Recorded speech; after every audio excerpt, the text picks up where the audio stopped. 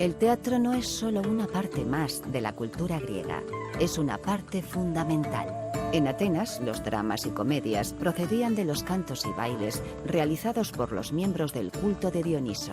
Entre el 536 y el 533 a.C., quedó patente el imparable ascenso del teatro en Atenas, cuando la responsabilidad de organizar las tragedias fue confiada al arconte, el magistrado de más rango de la ciudad. A partir de ahí, la popularidad del teatro creció rápidamente y pronto se construyó un espacio permanente para representar y ver obras en una ladera de la Acrópolis. Durante el siglo V a.C., teatro y democracia se irían entrelazando en Atenas. A menudo funcionaba como un amplificador de ideas políticas y en ocasiones lograba influir en la opinión del público. Tanto que en el siglo IV a.C., Platón acuña el término teatrocracia para describir la política de la ciudad. Los certámenes de teatro se celebraban en el santuario del Dioniso Eleuterio, dios del vino y patrón del teatro. Dioniso era el hijo de Zeus y de una mortal llamada Sémele. Cuenta la historia que Zeus, que se había enamorado de Sémele, se le apareció sujetando un rayo en la mano. Sémele fue trágicamente abatida por el rayo, pero Zeus se las ingenió para salvar a su hijo nonato, gestando el embrión en su muslo hasta su nacimiento. Por eso se ha dicho que el nombre de Dioniso significa el nacido dos veces. En Atenas, el teatro era una parte del culto de Dioniso y las producciones escénicas en honor del dios se celebraban durante fiestas como las Leneas o las Grandes Dionisias. En Atenas se celebraban 3 festivales en honor a Dioniso con representaciones teatrales: las Dionisias rurales, las Leneas y las Grandes Dionisias. En las Dionisias rurales, cada demo de Ática organizaba su propia procesión dionisíaca. Los desfiles estaban repletos de cantos fálicos, danzas y simbolismo de fertilidad. Los participantes llevaban máscaras de borracho y cantaban loas obscenas al dios. Las Leneas eran las Dionisias más antiguas.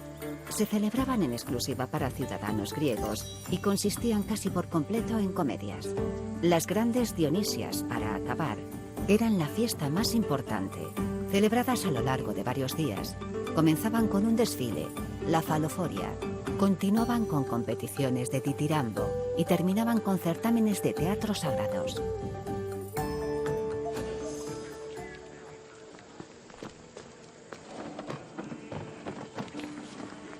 El arconte, el magistrado principal, se ocupaba de supervisar las Grandes Dionisias y recibía la ayuda de otros 12 magistrados. Entre sus labores, el arconte escogía a los coregos, ricos ciudadanos atenienses responsables de aportar fondos para los ensayos y las representaciones.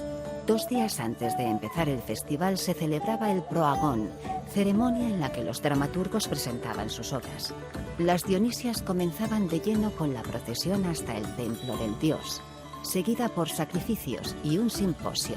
Los 2 días siguientes se centraban en los concursos de ditirambo, mientras que los 4 últimos se dedicaban al teatro. 10 jueces, escogidos de forma aleatoria por el arconte, decidían el resultado de los concursos. Los jueces introducían sus votos en una urna y el ganador se elegía sacando al azar 5 de ellos.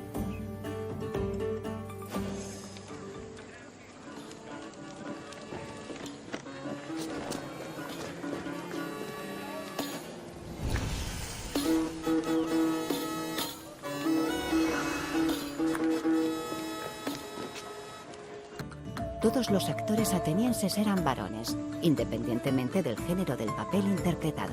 Las tragedias originales contaban con un solo actor, que interpretaba junto a un coro, y acabarían con un máximo de 4. Al añadir papeles se crearon oportunidades para diálogos dramáticos. Durante las actuaciones, los actores se preparaban tras la esquené, una estructura que servía de camerino antes de salir al proscenio o escenario. La esquené podía estar pintada para representar fondos como palacios, templos o tumbas. Su techo estaba reservado para apariciones divinas. Estos dioses eran desplazados con una grúa llamada mechané, que producía unos efectos visuales espectaculares. Los actores actuaban con máscara y vestuario elaborado. Para las tragedias se ataviaban con magníficos ropajes, mientras que en las comedias los personajes masculinos llevaban falos desproporcionados para aumentar la comicidad.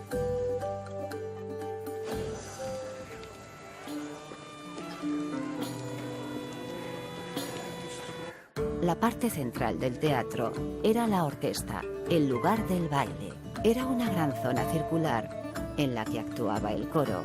Se celebraban ritos religiosos y, se cree, se actuaba.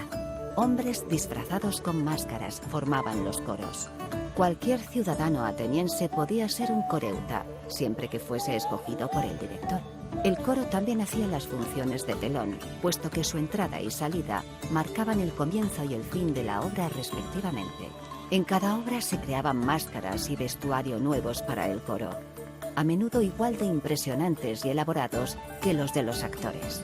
En las comedias de Aristófanes, por ejemplo, el coro se disfrazaba de avispas, ranas, pájaros, nubes o islas. En una de sus obras, Los Caballeros, unos cabalgaban sobre otros vestidos de caballo.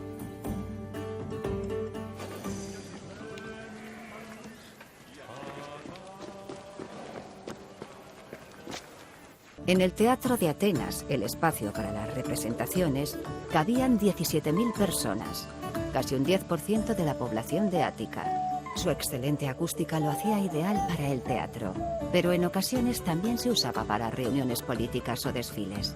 Todo el mundo podía acceder al teatro, aunque esto no significa que fuera gratis.